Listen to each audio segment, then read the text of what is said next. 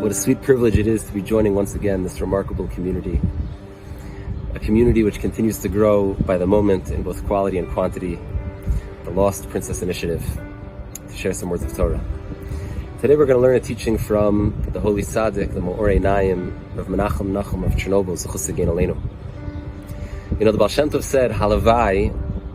I should love the greatest tzaddik the way Hashem loves, even the biggest Rasha in the world. Rav Nachum said that when a person does Teshuva, they come to a place that's called Kadma La'olam, before the world, an allusion to something that Chazal already speak about in the Gemara and Pesachim, that Hashem created 7 things prior to the Bria Olam, before the creation of the world, one of which is Teshuva. For Rav Nachum, this means that before there's a world of space and time, where there's the possibility of dividing the world into right side and left side, Chesed and Din, before there's the possibility of Schar on one side and Onesh on the other side,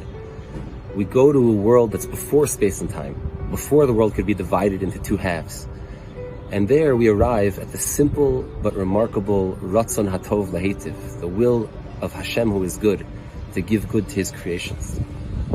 The Gemara says in Rosh Hashanah, a maimer from Rabbi Yochanan, Vaya'avor Hashem al panav vayikra, when Hashem was revealing the Yud Gimel Midas HaRachman to Moshe Rabbeinu, Pasuk says, Vaya'avor Hashem al panav vayikra, which we normally understand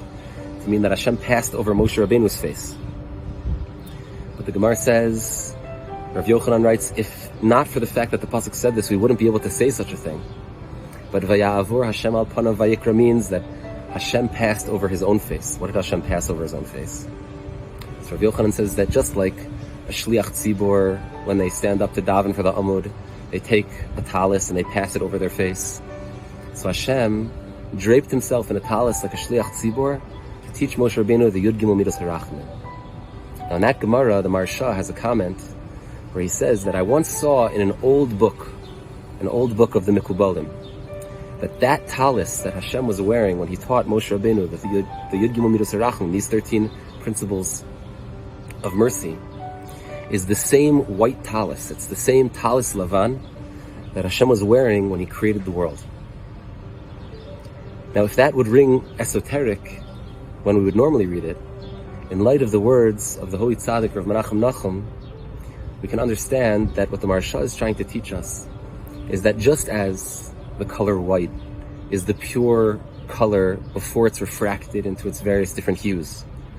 that Hashem, when He was creating the world, draped Himself in the white talis, which is the talis of the Kishele Gelbinu, that white snow that Hashem wants to purify the whole world with,